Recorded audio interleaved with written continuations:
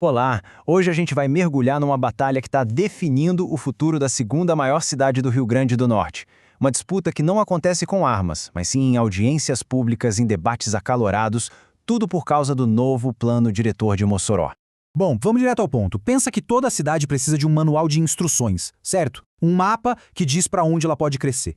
O problema é que em Mossoró esse mapa está vencido. E não é de hoje, faz uma década. E o que acontece nesse vácuo? A cidade real, aquela que a gente vê no dia a dia, simplesmente se desconecta da cidade legal, que ficou parada no papel. Então, para começar a entender essa história, a gente precisa falar desse atraso.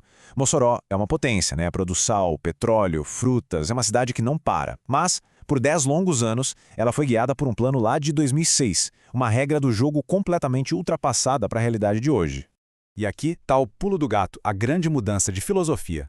O plano antigo tinha um sonho, o da cidade compacta. Ele tentava, na marra, segurar o crescimento da cidade. Já a nova proposta é mais realista. Ela diz, ok, a cidade vai crescer, isso é um fato. Então, em vez de proibir, vamos organizar essa expansão. É a troca da contenção pela gestão inteligente.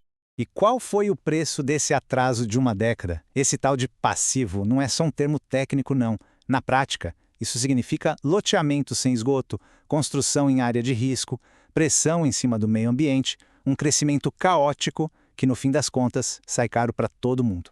Agora a gente entra na segunda grande batalha dessa história, a batalha pelo processo. Porque o jeito que uma lei é feita é tão importante quanto o conteúdo dela. E foi aqui que a coisa começou a esquentar, com uma tensão enorme entre um processo que começou super participativo e uma pressa meio suspeita bem no finalzinho. E olha, no começo tudo parecia exemplar. Se liga nesse número. Foram 49 oficinas comunitárias, tanto na zona urbana quanto na rural. Foi um esforço gigantesco para ouvir todo mundo e construir um plano que viesse de baixo para cima. E para garantir que essa conversa toda virasse lei de verdade, foi criado o tal do núcleo gestor.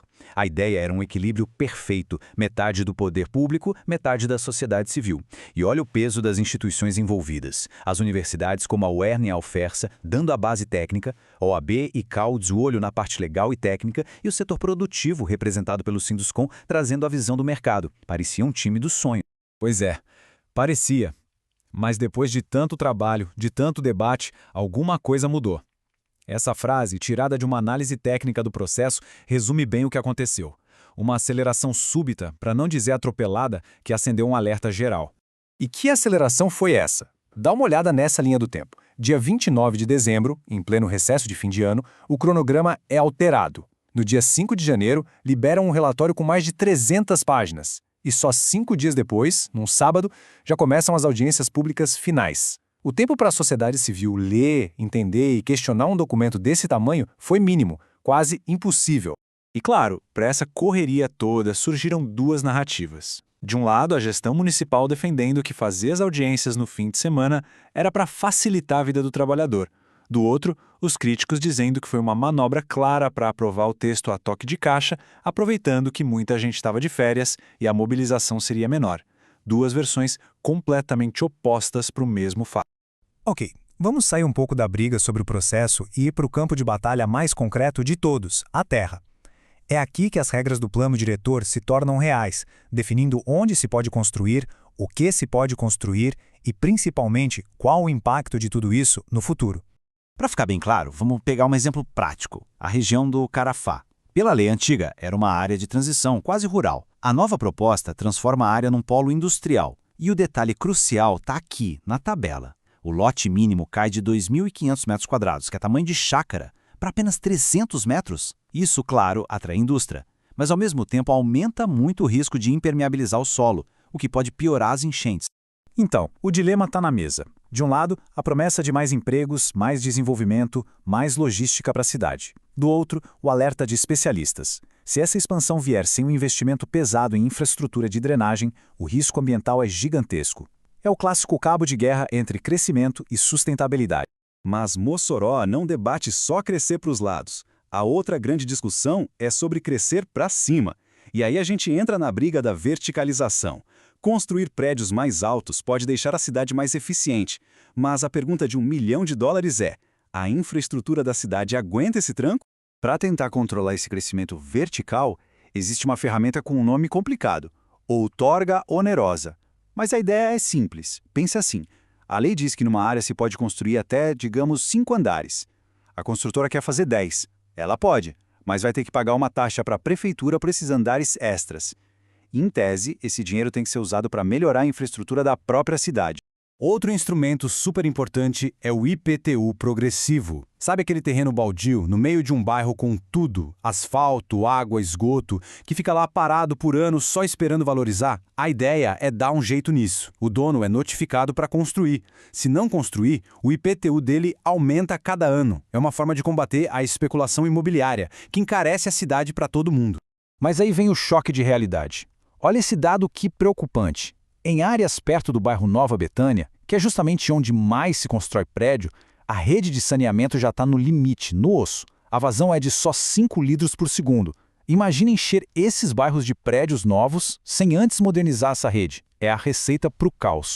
E com um monte de regra nova e complexa entrando em jogo, como é que o mercado reage a tudo isso? Na nossa última parte, vamos ver como a mudança na lei já está criando uma nova economia e até novas oportunidades de negócio. Pois é aquela velha história, onde tem regra nova e complicada, surge a necessidade de gente que entenda do assunto, especialistas que saibam como se virar nesse novo cenário. Isso já está rolando. Com o novo zoneamento, muita gente descobre que o imóvel que tem há anos agora precisa de adequações. E isso, claro, cria uma corrida por serviços de regularização imobiliária. Todo mundo quer deixar o patrimônio em dia com a nova lei. Ao mesmo tempo, quem quer começar um projeto do zero, seja um loteamento ou um prédio novo, agora encara regras bem mais duras. O licenciamento ambiental e urbanístico ficou mais complexo. Isso aumenta a demanda por consultorias técnicas especializadas para conseguir aprovar os projetos.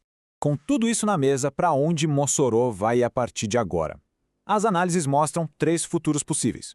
No cenário otimista, o plano é aprovado, a fiscalização funciona e a cidade cresce de um jeito legal e sustentável. No cenário tendencial, que é o mais provável, o plano passa, mas a fiscalização é fraca. E no pessimista, o plano vira só mais um papel na gaveta, letra morta, e a especulação continua mandando na cidade. A cidade está literalmente numa encruzilhada. E a grande pergunta que fica é essa: qual desses futuros vai ser o de Mossoró? E a resposta, no fim das contas, não está só no texto da lei. Um plano diretor, por melhor que seja, é só o começo. O verdadeiro futuro da cidade vai ser decidido no dia a dia, na forma como essa lei vai ser aplicada, fiscalizada e, principalmente, cobrada por toda a sociedade. A batalha pelo documento pode ter terminado, mas a disputa pela cidade real, essa, com certeza, está só começando.